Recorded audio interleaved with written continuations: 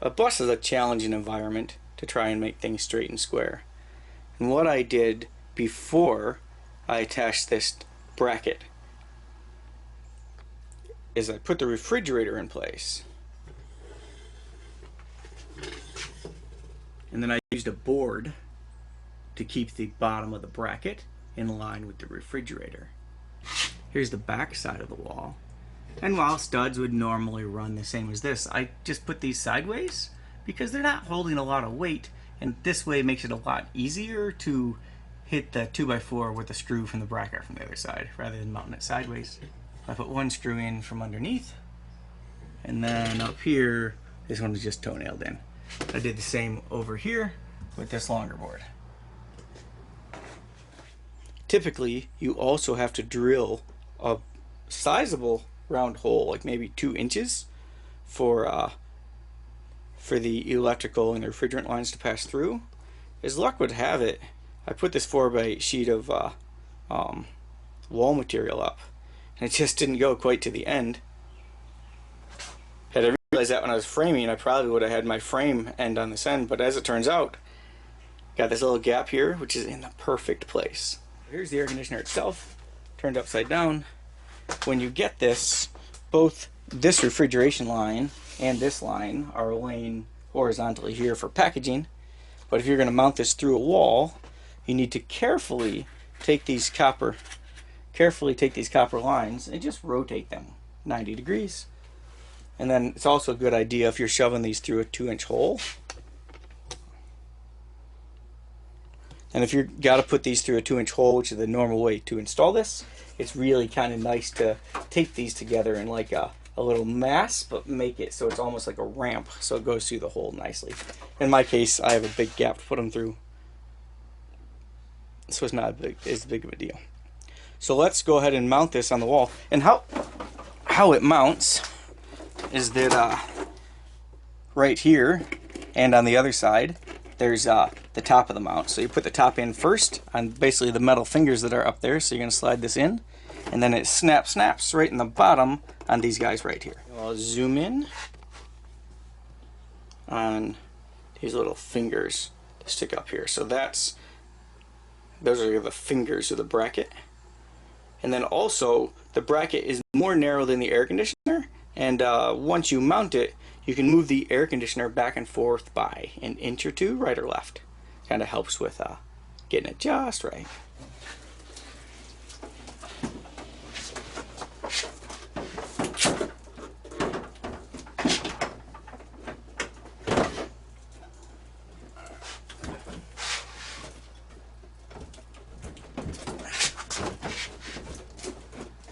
That's where it's gonna live.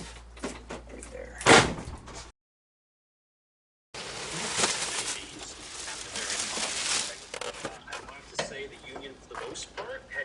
I think I'm gonna build a heat shield by the muffler here. But it turns out this is really the best place to mount this thing.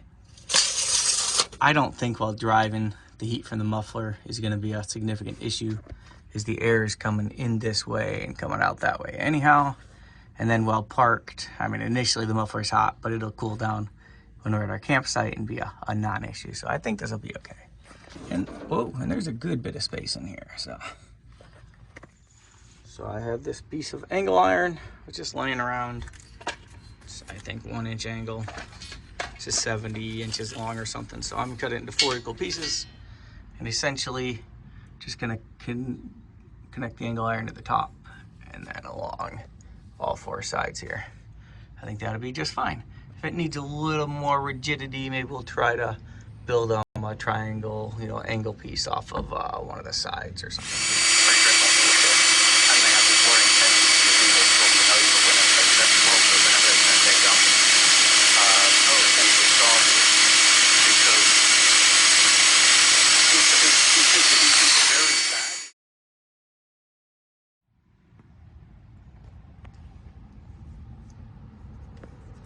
And in the end, it's slightly not square. I'm a little sad about that. But basically, there's 1, 2, 3, 4 screws on this side holding this up, plus 1, 2, 3, 4 here. And I I think any one of these screws has enough shear strength to hold my weight. So I think this will work out just fine.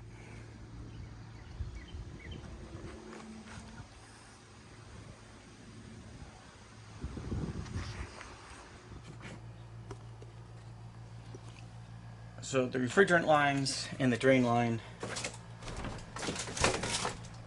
I cut some pretty crude holes in the 2x4s here. They're not really 2x4s. So that these will be able to pass through. And then I made sure that the drain in particular is running downhill.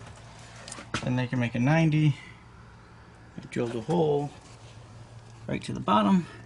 You can actually see there's the outside unit and the fittings right there. And then something they do on most of these units is they actually pressurize them from the factory so you can pull these caps off. Nitrogen, I think is what they use in here. Escapes.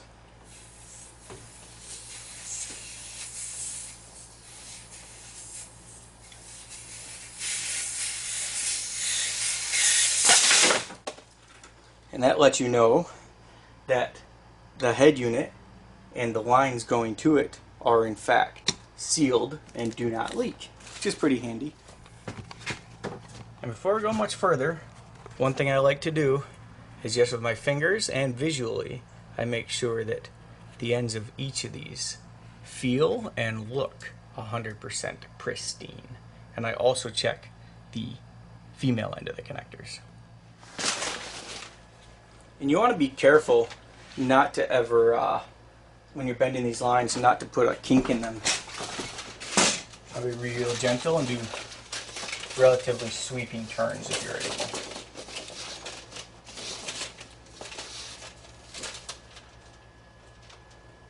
Again, they come with dust caps in them, or dirt caps. Keeps debris out of there. I just want to visually and with my fingers make sure these feel good.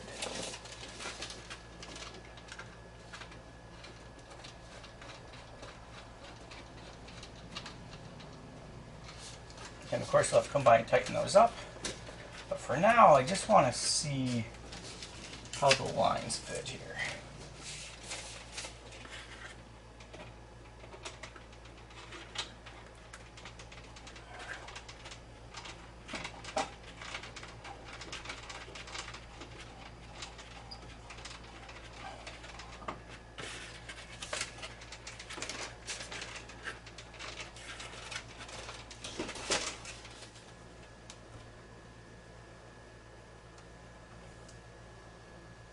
Tighten these till they seem reasonably tight, then I loosen it.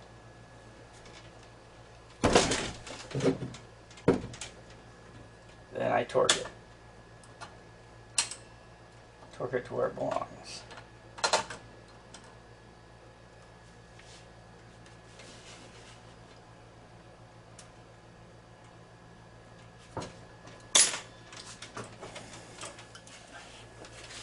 Tighten this.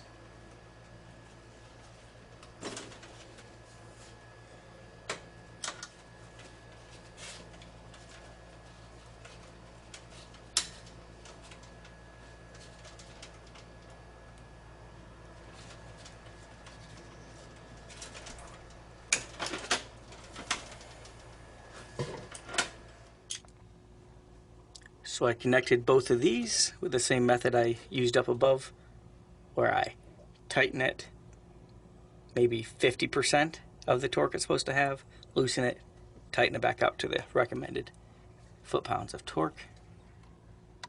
And then these are a little long, and I don't like to flare my own fittings, so I just put a little curl in it. I also think this curl is nice because if there's any extra vibration or movement, it gives you space to let that occur. So I don't think that's harmful at all. You just have to be very cognizant when you're bending these not to put a kink in the tubing. You want real nice, gentle bending. So they come down from up above and connect here. So I just pulled off this one cap here. And this is how we're gonna evacuate the system with the vacuum pump when we're ready to pressurize the system, we'll pull off these caps here, and then inside those is an Allen wrench, an Allen head screw, and these are really a valve. So this unit is pressurized. The line set is not pressurized, and so once you evacuate the line set, then test for leaks. Once you're confident it's not going to leak, you can open up the valves in here, and it pressurizes the system, and then it works. But while this is, we're going to hook up the pump and evacuate it, and while it's evacuating, we'll do the electrical part, which is up above here. This is my old, dusty, trusty Harbor Freight vacuum pump. It goes to these Harbor Freight gauges. So the yellow hose runs from the pump to the center, and then we use the blue hose. And then the one part you either need to go to a heating and cooling store to buy, or you can find it on Amazon, is this piece here, because this blue hose actually terminates at this connector, and you got to buy this last little adapter to go from whatever thread this blue hose is to the thread that this is. I think I got this at a heating and cooling contractor place for, you know, $5 or something. But without it, you can't make this final connection here.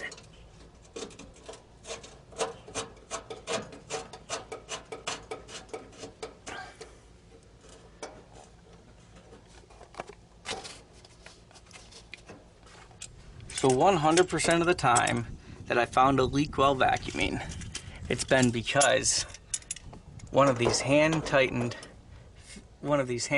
fittings related to the gauges or the pump were not quite tight enough. So I get that this is only supposed to be hand tight, but I just give it a little extra.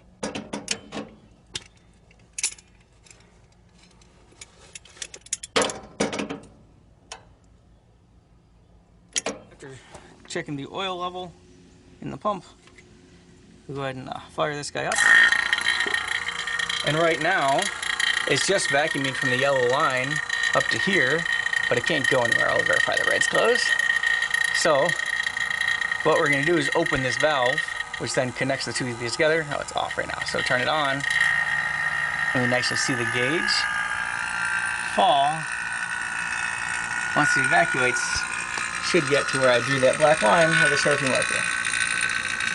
So one thing I do is I'll let this run for approximately 2 minutes, and then I'll shut it off for 10 or 15 just to make sure it's holding vacuum. And then if it does that, then I'll let this run for 30 more minutes. And while this runs, we'll go ahead and do the electrical. Alright, it's been a couple minutes. So what I do is I turn this off, and that doesn't need to be closed that tight. Like, you don't have to wrench on it, just you know, a little more, just finger tight is fine. And then we're going to turn the vacuum pump off. We're just going to let this guy sit. We'll come back and check it in a while to make sure that it doesn't appear to be leaking. And then we'll really evacuate it for about 30 minutes. Now, one thing about this method is that real heating and cooling guys have a different gauge they use that just measures, I think these are millimeters of mercury or whatever. They have a gauge that measures in microns, like 1,000th of a millimeter of mercury or whatever. And that micron gauge is really the professional, correct way to know that you've evacuated enough pressure out of the system, like enough vacuum. I don't have one of those. I just use this, and I've had pretty good luck with it. Like I say, I am not a heating and cooling guy, but I think HVAC systems in general are more tolerant than the average HVAC guy would have you believe. So we'll leave this. We'll go do some electrical. We'll check it in a while, make sure that the needle hasn't fallen. If it has fallen, we'll double check all of the connections first with the hoses related to the gauge, and then second we'll go by and check for leaks in the actual system. They made this so easy, even a caveman could do it.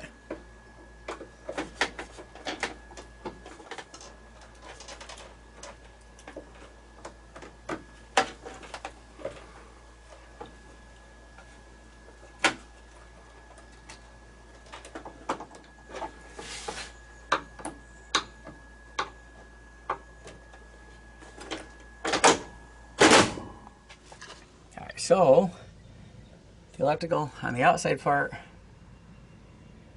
we have 1, 2, 3, and L, which is the 1, 2, 3 from inside.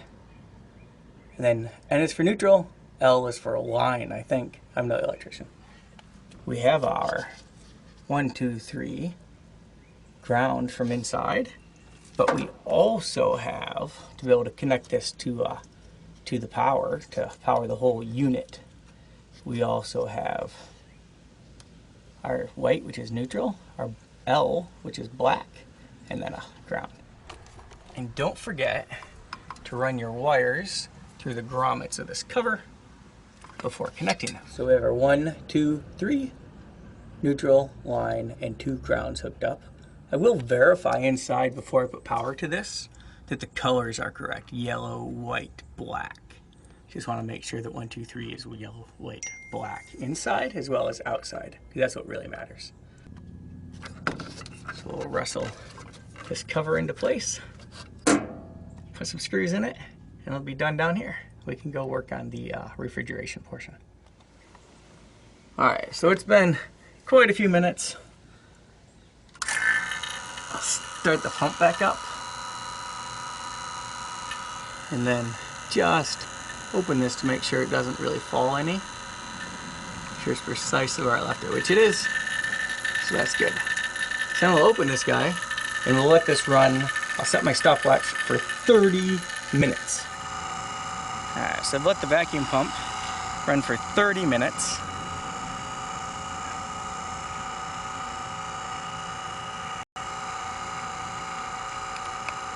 I'm going to close this guy now.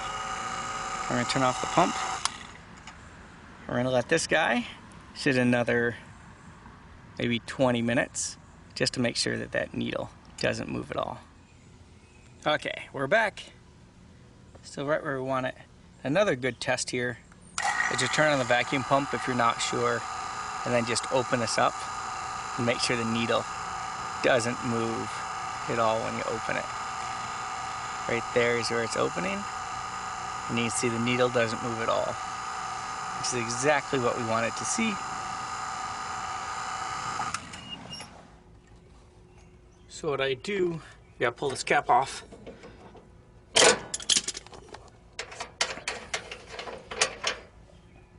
And I think it's probably okay to just pressurize the system right now. So how this works is inside here, this is a valve, and what fits in there, trying to zoom in was not working, but what fits in there is just an Allen wrench. Just put our hex key in here, and then open it just a second so we can pressurize the system a tiny bit.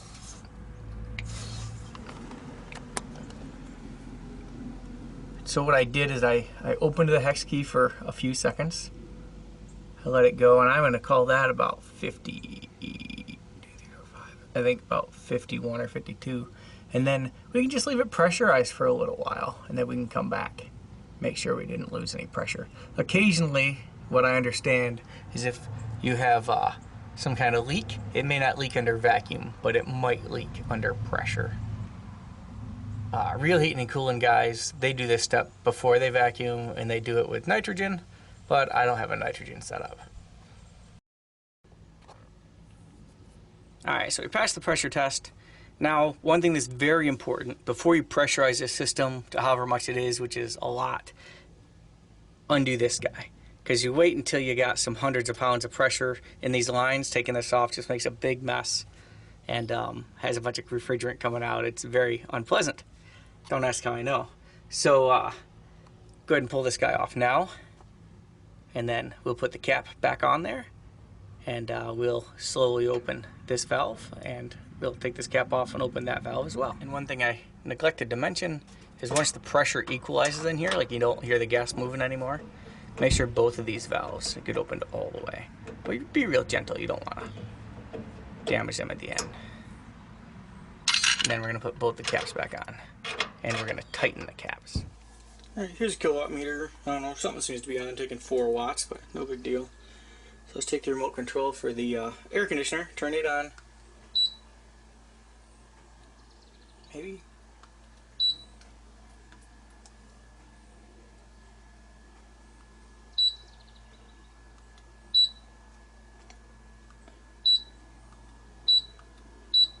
think that's cold. 73 degrees cold. And it's hot in the bus right now. I mean, it's 85 degrees probably.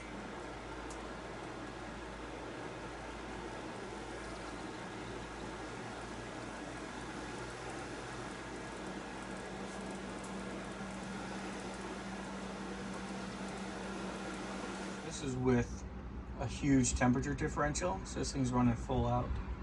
I have to say it's one of the noisier units I've owned. It's still quieter than a real air conditioner. But there's piles of cold air coming out of there, so that's nice.